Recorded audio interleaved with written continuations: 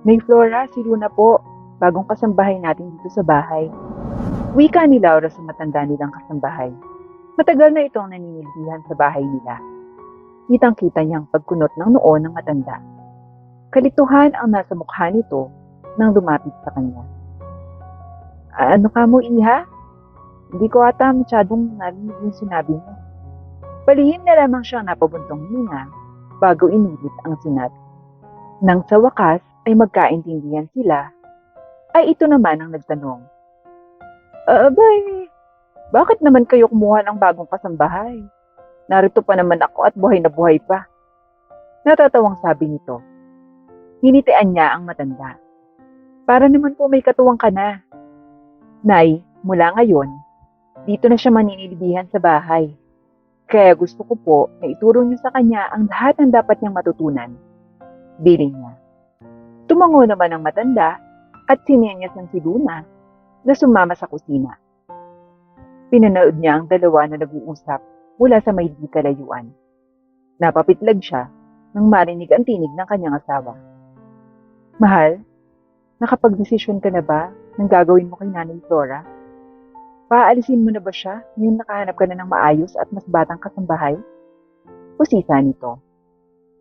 Hindi agad siya nakasagot. Sa katunayan, iyon ang plano niya. Bukod kasi sa nagiging makakalimutin na ito, mahina na rin ang pandinig nito at pisikal nang nanghihina sa mga gawain. Hindi na ito kagaya ng dati. Dahil pareho silang abala sa trabaho ng mag-asawa, kailangan nila na magbabantay at mag-aasikaso sa mga anak nila na naiiwan. Kumakailan ay nag-alala sila matapos silang manakawan nang hindi nito namamalayan. Mabuti na lang at wala pa ang mga anak nila sa mga oras na yon at walang napahamak. Nag-aalala na sila na baka maulit muli ang mga pangyayari. Iyon ang isa sa mga dahilan kung bakit ginusto nilang kumuha ng mas batang kasambahay kagaya ni Luna. Ano pa nga ba? Uunti-untiin ko si nanay. Para di siya mabigla.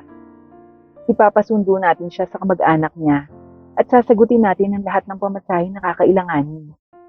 Bibigyan din natin siya ng pera para sa matagal niyang serbisyo sa atin.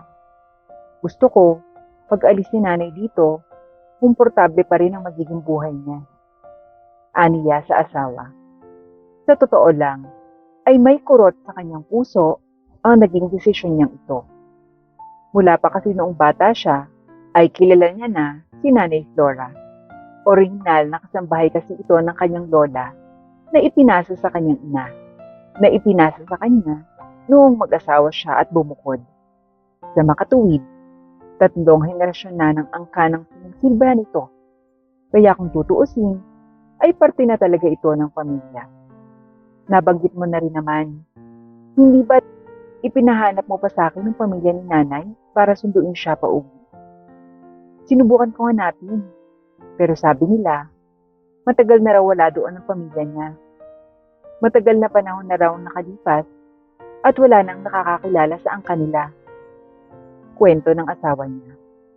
Nagulat siya sa kanyang narinig, ngunit inaasahan niya na iyon. Ang alam kasi niya, 15 taong gulang pa lang si Nanay Flora nang lumuwas pa Maynila at mapadpad sa kanilang pamilya. Sa kanila na ito tumanda dahil hindi naman ito nagkaasawa at nagkaanak. Ano sa tingin mo ang magandang gawin? Muli ay tanong ng asawa niya. Alam niya na maging ito ay ninanais na mapabuti ang matanda. Napaisip siya. Hindi niya kayang pabayaan ang matanda na itinuring niya ng pamilya mula pa noon. Ito ang kasama niya simula noong bata siya sa tuwing abala ang kanyang mga magulang.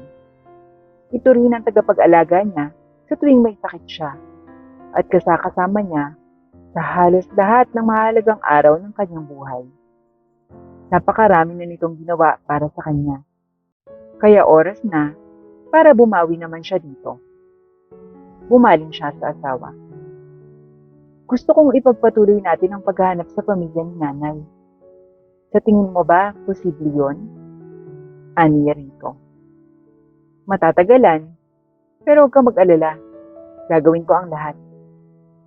Magpapatulong ako sa mga kakilala kong eksperto. Kung kinakailangan na suyurin ko ang Pilipinas, gagawin ko. Pangako nito. Iyon ang kanilang naging plano. Habang sinasanay ni Nanay Flora si Luna sa bago nitong trabaho, ay palihim naman nilang inaasikaso ang paghahanap sa pamilya nito. Ilang buwan din ang inabot bago nila nahanap ang pakay. Nang makasigurado, ay agad nilang pinlano ang sorpresa para kay Nanay Flora. Nang araw rin na iyon, ay maingat niyang kinausap ang matanda. Nay, napag-usapan na po namin itong mag-asawa. At sa tingin po namin, oras na para magpahinga kayo sa pagiging kasambahay namin. Kagaya ng inaasahan, ay agad itong kumalma. Kaya ko pa naman, Iha. O pwede pa ako magtrabaho. Dahil ba ito sa may edad na ako? Hindi niyo na ba ako kailangan? Sunod-sunod nitong tanong. Bakas ang lungkot sa mukha nito. Umiling siya at hinawakan ang kamay nito. Hindi po, Nay. Kung pwede lang, gusto po namin kayong makasama ng mas matagal pa. Napakalaki po ng utang na loob namin sa inyo. Hindi lang po kayo empleyado sa amin, kundi pamilya. Paliwanag niya. Kung ganon, bakit niyo ako pinapaalis? Ngumiti siya. Gusto ko rin po namang maging masaya kayo. Makapagpahinga kahit papano at makasama ang tunay ninyong pamilya. Ang tagal niyo na po silang hindi nakakasama at sigurado ako na sabik na silang makasama kayo. Natahimik si Nanay Flora. Maya-maya ay narinig niya ang mahina nitong paghiti. Wala na akong pamilya bukod sa inyo, Laura. Matagal na kami nagkahiwa-hiwalay at wala akong ideya kung saan ko sila hanapin. Saan na ako nitututungo? Umiiyak na tanong nito. Nangiti siya sa sinabi nito. Hindi po totoo yan dahil mayroon po kayong mga bisita ngayong araw. Sa senyas niya ay binuksan ng asawa niya ang pinto kung saan bumungad ang tatlong matandang babae at isang matandang lalaki. Ang mga kapatid ni Nanay Flora. Ate, ikaw na ba yan? Umiiyak na tanong ni Lola Teresita. Matagal na nagyakap ang magkakapatid. Pawang may luha sa mga mata ang mga ito. Kaya maging si Laura ay hindi napigilang maging emosyonal sa pagtatagpo ng magkakapatid. Labis-labis ang pasasalamat ng mga ito, lalong-lalo na si Nanay Flora. Maraming salamat, Laura. Hindi ko ito makakalimutan. Ito na ang pinakamagandang regalo na nakuha ko sa buong buhay ko. Luha ang bulalas ng matanda. Bagamat umiiyak, ay kitang-kita niya kung gaano ito kasaya. Bagay na nakapagpasaya na rin ang labis sa kanya. Niyakap niya ito ng muli. Kung alam niyo lang po, Nanay, walang-wala ito kumpara sa nagawa mo para sa pamilya ko. Maraming salamat din po sa inyo. Lumuluhang bulong niya sa matanda. Makalipas ang ilang araw, ay bumalik si Nanay Flora sa bahay para magsilbi uli sa kanila Laura. Hindi naman tumanggi si Laura dahil mahalaga sa kanya si Nanay Flora. Ilang minuto ang nakita ni Nanay Flora si Luna at ito ay kinausap. Ang swerte at ang bait ng mag-asawa. Hindi ko lubos maisip na makakabalik ako dito.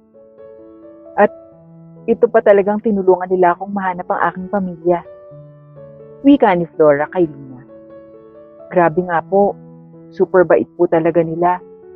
Hindi ko akalain na makakakita pa ako ng ganyang among mababait. Wika ni Luna. Lahat sila ay swerte sa among napasukan. Kasi hindi naman lahat ng amo ay ganoong kabait. Kagaya nila Laura na itinuring silang pamilya. Laking tuwa din naman nila Laura ang pagbabalik ni Nanay Flora Kahit na nahanap na niya ang kanyang pamilya, ay hindi niya kinalimutan sila. Makalipas ang ilang buwan, ay naging abala ang mag-asawa at hindi na nila nakakausap sila Nanay Flora at Luna. Dahil dito, ay naging abala rin sina Luna at Nanay Flora para sa mga gawaing bahay. Hindi nila alam na ang bilis lang ng mga araw dahil busy rin naman sila. Habang naglilinis sila Luna, ay nakita niyang nakahandusay si Nanay Flora sa sahig. Hindi niya alam kung ano ang gagawin niya o kung ano ang uunahin niya nang makita si Nanay. Agad niya ring tinulungan si Nanay at humingi ng tulong sa kanilang amo. Maswerte dahil walang trabaho ang kanilang amo at noon ay walang atubiling tinulungan ni Laura si Nanay. "Luna, tumawag ka ng ambulansya, bilis!" Wika ni Laura. "Opo, ma'am." Nang dumating na ang ambulansya, ay agad ding pinahiga si Nanay at sumama naman si Laura upang matiyak na ligtas at okay lang si Nanay Flora. "Luna, ako na ang sasama sa ospital at ikaw, tawagan mo ang kanyang kapatid. Tapos, sabihin mo ang mga nangyari, pati na rin sa aking asawa. Salamat, sige na." Nang matawagan ng kapatid ni Nanay, ay agad ding nagtungo sa ospital para makitang okay na ang kapatid niya. Nang makarating sina Laura sa ospital, ay agad ding inasikaso si Nanay. Makalipas ang ilang minuto, ay dumating naman ang kanyang kapatid at agad na tinanong, "Kumusta po yung kapatid ko, ma'am?" "Hindi pa nalabas ang doktor, kaya mas magandang umupo ka muna at maghintay sa sasabihin niya." Wika ni Laura sa kapatid ni Flora. Makalipas ang isang oras, ay lumabas na ang doktor at sinabing, "May malubhang sakit ang inyong nanay. Kailangan nating operahan ito." Biglang kinabahan ng kapatid ni Flora. Hindi na nagdalawang isip ang amo nito at bigla nang sinabi, "Gawin niyo po ang makakaya niyo upang mailigtas ang aking nanay." Sa sinabi ni Laura, ay agad na nagtungo ang doktor kung nasaan si Nanay Flora upang mailipat agad sa operating room. "Nay, huwag po kayong mag-alala. Gagaling si Nanay Flora. Kapit lang, basta lang tayo at didingin tayo ng Panginoon. Mas mabuti pa po, Nay, uuwi po muna ako upang makapagdala ng gamit at makakain natin." Wika ni Laura sa kapatid ni Nanay Flora. Nang makauwi si Laura sa bahay, ay agad din kumilos ito para makabalik sa ospital. Tinawag niya si Luna upang magbili na magluto ng dadaling niya sa ospital at nagbilin kay Luna. "Nasa ospital ang kapatid ni Nanay. Sasamahan ko. Pakitawagan na rin ang aking asawa at sabihin hindi ako makakauwi. Mag-aayos lang ako ng gamit para makabalik na rin sa ospital." Nang matapos na sa pag-aayos, ay agad din nagtungo pabalik ng ospital si Laura. Nakita niya agad ang kapatid ni Nanay at bigla niya itong binigyan ng makakain dahil alam niyang gutom na ito. Dahil nagbiyahe pa ito pupunta sa ospital. Lumipas pa ang ilang oras bago lumabas ang doktor at nagsabing naging maayos ang operasyon. Laking tuwa nila Laura at ang kapatid ni Nanay Flora sa balita. Nagtungo agad sila Laura sa operating room para tingnan ang lagay ni Nanay Flora. Nang magising si Nanay, ay agad lumuha sina Laura na bigla ring ipinagtaka nito. "Anong nangyari?" Wika ni Nanay Flora kay Laura. "Nay, may sakit po pala kayo. Bakit hindi naman po ninyo agad sinabi sa amin? Ayokong mag-alala pa kayo dahil sa akin. Tsaka ang importante ay ayos na ako. Kaya huwag na kayong iyak." Makalipas ang ilang oras, ay pinalabas na ito ng doktor. Nang makauwi na sila, ay may surprise ang ginanap sa bahay ni Laura. "Surprise, Nanay Flora!" Wika ni Luna. Agad na sinalubong ng yakap at halik sina Laura, kapatid at Luna ni Nanay Flora at nagpasalamat ito sa kanila. Masaya silang lahat habang kumakain ng salo-salo. Ilang araw ang nakalipas at pinagpasya ni Laura na magpahinga na lang muna si Nanay Flora para mas lumakas pa siya sa pagkakabalik niya. Isang araw ay biglang dumating ang nanay ni Laura na lumpo. Laking gulat ni Luna nang makita siya at agad tinanong kung bakit nandito siya sa bahay ng kanyang amo. Sumagot ang matanda na siya ang nanay ni Laura. Hindi nag-alangan si Luna na papasukin ng nanay ni Laura. Nang makapasok ito sa loob ng bahay, ay binigyan niya agad ito ng makakain at maiinom. Agad niyang ibinalita kay Laura ang pagdating ng nanay nito, pagdating nito kinagabihan. "Nasaan si nanay?" tanong ni Laura. Itinuro ni Luna kung nasaan ang kanyang ina. Nang makita ni Laura ang nanay niya, ay hindi siya makapaniwala dahil sa kalagayan nito. Biglang napayakap siya sa kanyang ina at napaluha sa kanyang nakita. Hindi niya akalain na mangyayari ito sa kanyang ina. Inutusan niya si Luna na maghanda ng hapunan upang makapaghapunan sila. Masaya si Laura na kasama niya ang kanyang ina. Habang kumakain ay nagkukwentuhan silang dalawa at kitang-kita sa mukha nilang dalawa na masaya sila. Nang dumating ang asawa ni Laura, ay nabigla rin siya nang makita na naroroon ang nanay ni Laura. Nang gabing iyon, ay nag-request si Laura sa kanyang asawa na tatabihan niya ang kanyang ina sa pagtulog. Kita sa mga mata niya ang kislap. Nang gabing iyon, ay nagkwentuhan ng mag-ina bago sila natulog. Kinaumagahan niya, ay maagang bumangon si Luna para magluto ng kanilang kakainin. Nang matapos ay nakita niyang gising na ang kanyang amo at ang ina nito, ay agad niya itong ipinaghain ng makakain. Masayang kumain ng mag-ina at nag-usap. Parang sabik na sabik sila sa isa't isa. Habang si Luna naman ay masaya sa kanyang nakikita at ito ay nakangiti. Nang pumasok na sa trabaho si Laura, ay inihabiling niyang alagaang mabuti ni Luna ang kanyang ina. Lumipas ang isang buwan at lubos ang pasasalamat ng kanyang ina sa pag-aalaga nila sa kanya. Laking tuwa ni Luna nang makatanggap siya ng isang sorpresa mula sa ina ni Laura. Hindi niya akalaing ganitong kabait ang kanyang amo na tinatawag niyang ina na rin. Masarap sa pakiramdam ang kanyang natanggap dahil bihira lamang itong gawin sa kanya. Nagpasya si Luna na mas pagbutihin pa ang pag-aalaga sa kanyang amo para mas masaya rin ang loob ng ina ni Laura. Nagpapasalamat ang dalaga sa mga papuri nilang natatanggap dito. Hindi niya lubos maisip na may mabubuting loob pa ring tao sa mundo. Makalipas ang ilang araw, ay nagpasya ang matandang lumpo na gumala para makalanghap ng hangin sa labas. Nagpunta siya sa malapit na mall upang mamasyal at makapagliwaliw. Isinama niya si Luna para na rin maging masaya ito kahit papano. Masaya silang naggagala at marami silang napamili.